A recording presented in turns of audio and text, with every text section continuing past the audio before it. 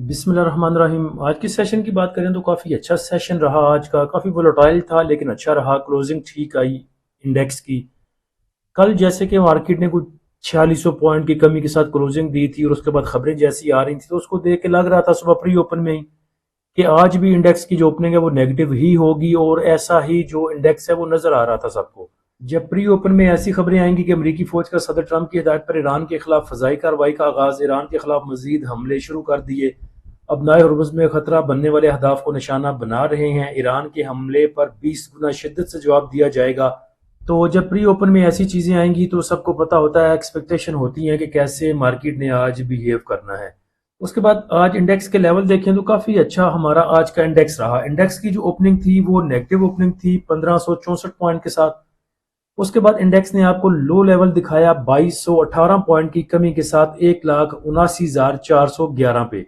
Index की closing अगर देखें तो वो काफी बेहतर आई, यानी कि इंडेक्स ने जो 2200 पॉइंट लूज किए थे उसमें से तकरीबन कोई 1900 2000 पॉइंट रिकवर कर लिए और इंडेक्स की क्लोजिंग सिर्फ 369 पॉइंट की कमी के साथ 1,81,259 पे आई। वॉल्यूम देखें तो 470 मिलियन के वॉल्यूम ट्रेड हुए के एस 100 इंडेक्स में। सुबह इंडेक्स की ओपनिंग के साथ ही दो लेवल बता दिए थे कि एक्सपेक्टेड है कि इन दोनों लेवल्स के दरमियान में आज हमारा इंडेक्स मूव करेगा, 1,79,900 और 1,82,900, क्योंकि काफी लाखों लाख पॉइंट है, 1,79,000 उधर है, 1,82,000 उधर है, तो 2-400 पॉइंट जो वो ऊपर नीचे हो सकते हैं। तो आज जो इंडेक्स का लो था वो 1,79,411 का और जो हायर साइड थी वो 1,82,276 पे रही।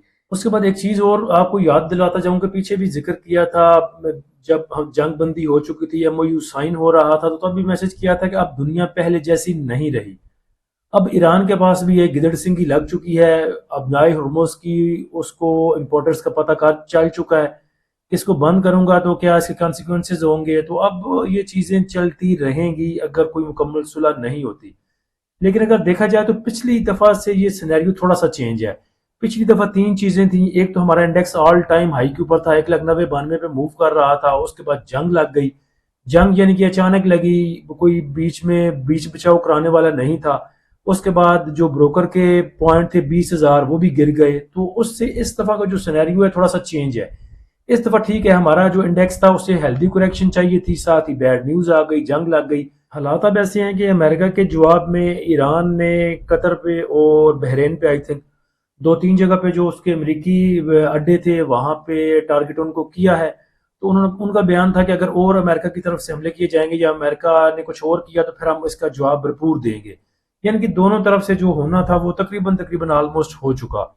उसके बाद टॉप एक्टिव स्टॉक देखें तो सिनर्जी में सबसे ज्यादा वॉल्यूम जनरेट हुए, तकरीबन 211 मिलियन के। कल परसों किसी भाई ने सिनर्जी का पूछा था, एक तो हमने पहले लेवल दिए थे वो हमारे अचीव हो गए।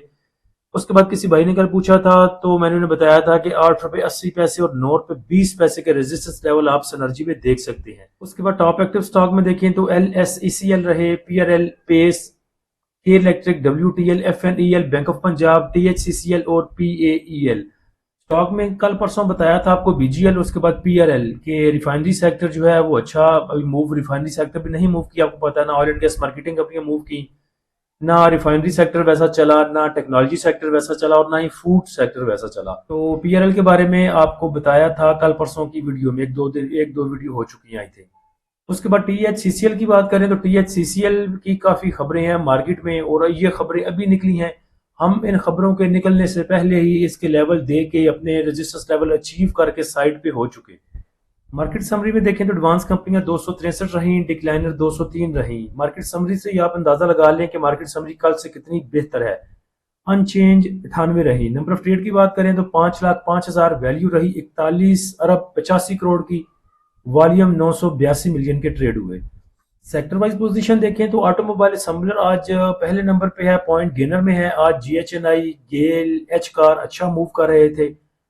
तो ऑटोमोबाइल सेक्टर ने तकरीबन 92 पॉइंट ऐड किए। उसके बाद रिफाइनरी रही, फर्टिलाइजर, टेक्सटाइल। नेगेटिव साइड पे देखें तो कमर्शियल बैंक्स रहे, ऑयल एंड गैस, एक्सप्लोरेशन कंपनियां, investment banks, automobile parts. Top point contributor कंपनियां देखें तो GHI ने सबसे ज्यादा पॉइंट ऐड किए, फिर फातमा रहा, UBL, सिनर्जी, गेल, लक, ATRL। नेगेटिव साइड पे देखें तो MEBL ने सबसे ज्यादा पॉइंट लूज किए, फिर MCB रहा, PPL, एंग्रो, AKBL, OGDC। अगर आज से 6 माह पहले की बात करें तो हम देखा करते थे कि इदारे कब बाई करते हैं और हम इदारों के साथ चला करते थे। अब 3 4 5 माह ये जो जंग के यानी कि फरवरी ऑनवर्ड इंडिविजुअल्स की मूव ऐसी रही है कि कहीं भी नहीं लगा कि इंडिविजुअल्स ने कोई गलत कदम उठाया हो। तो अब तो मेरे ख्याल से ऐसा करना चाहिए कि जब इंडिविजुअल्स की बाइंग हो तब बंदा बाय करे, जब इंडिविजुअल सेल करके निकल जाए आप भी सेल करके निकल जाए।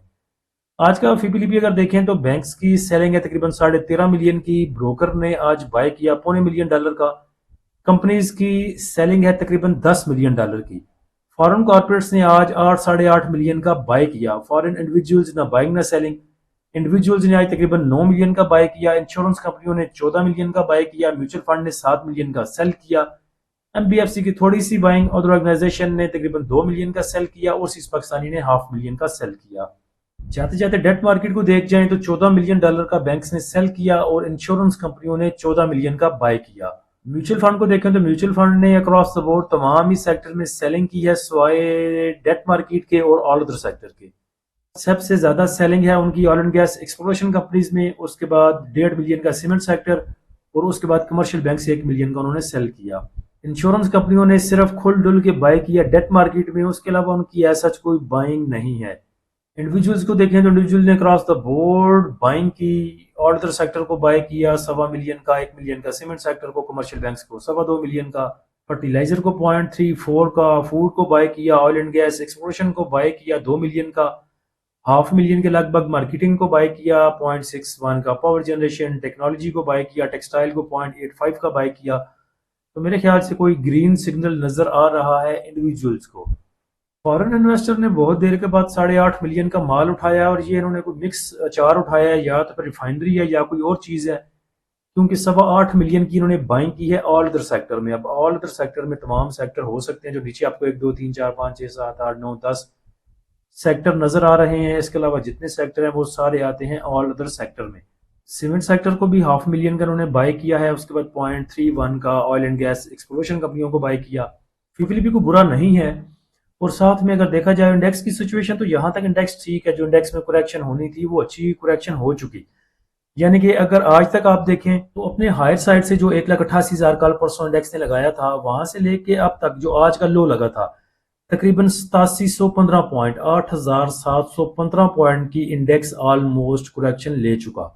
KSE 100 इंडेक्स की अगर बात करें तो इंडेक्स के पास जो इमीडिएट सपोर्ट है वो है 1,81,000, 1,80,800।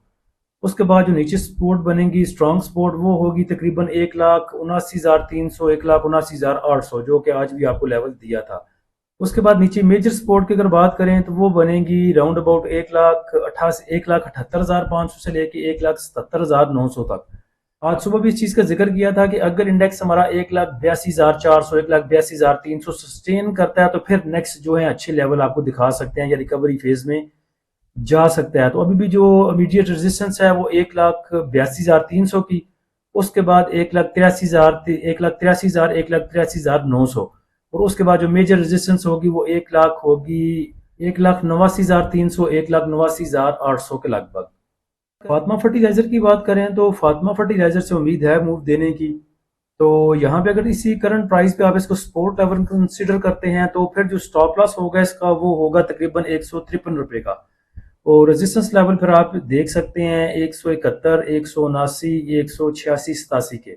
और अगर स्टॉप लॉस कोई भाई यूज नहीं करना चाहता, कोई मेरी तरह इसको अकोमोडेट करना चाहता है तो फिर करंट लेवल एक सपोर्ट इसका कंसिडर किया जाएगा, दूसरा सपोर्ट लेवल 144 का और तीसरा जो है वो तकरीबन 139 रुपए का। मार्केट कंडीशन पे बात करें तो मेरे ख्याल से ठीक है, सब कुछ डरने वाली बात नहीं है। पहले हम कौन सा डरे थे जब 1,40,000 पे चला गया था हमारा इंडेक्स। मसला अब सिर्फ ये है कि पहले भी जिक्र किया था कि अगर जंगें लंबी हो जाती हैं, अफगानिस्तान में जंग लगी रही तकरीबन 20 साल, बाद में देखें आए रोज बम धमाके होते थे, ये होता था वो होता था, वो यूज टू हो गई थी हमारी अवाम भी। और जिस दिन कोई धमाका नहीं होता था उस दिन अवाम को हैरत होती थी कि आज कहीं पे धमाका नहीं हुआ। कहने का मकसद ये है कि चीजें जब होती रहती हैं लगातार एक तवातर के साथ चलती हैं तो उनका डर वैसा नहीं रहता। जल्जले को ले ले, अगर 6 माह बाद साल बाद जल्जला आएगा तो उसका इम्पैक्ट कुछ और होगा। डेली बेसिस पे अगर जल्जले आएंगे तो आपने डरना कम कर देना है और भाग भाग के बाहर भी जाना कम कर देना है। और यही चीज यहाँ ईरान और अमेरिका की जंग में भी है, काफी यूज टू अवाम हो चुकी है, वैसा इम्पैक्ट नहीं है। अब यहाँ पे अगर बहुत ज्यादा आगे खबरें नेगेटिव नहीं आती, बहुत ज्यादा कोई जंग नहीं छिड़ती तो मेरे ख्याल से सब अच्छा है यहाँ तक। बाकी इंशाल्लाह अकॉर्डिंग टू सिचुएशन कोई चीज़ होगी तो अपने प्रीमियम वाले ग्रुप में ज़रूर शेयर करेंगे। आज भी एक सिग्नल दिए थे अल्हम्दुलिल्लाह, वो हमारा प्रॉफिट में क्लोज हुआ। देखेंगे कल परसों इंशाल्लाह वो भी अपने टारगेट या अपनी रेजिस्टेंस लेवल अचीव करेगा। तो कल देखेंगे ड्यूरिंग द सेशन कोई चीज़ हुई तो ज़रूर शेयर करेंगे। प्रीमियम ग्रुप को ज्वाइन करने के लिए आप नीचे दिए गए व्हाट्सअप नंबर पर रब्ता कर सकते हैं। फ्री ग्रुप को ज्वाइन करने के लिए लिंक नीचे डिस्क्रिप्शन में दे दिया है। अल्लाह हम सबका और इस मुल्क का हामी नासिर हो। इजाज़त दीजिए, अल्लाह हाफिज़।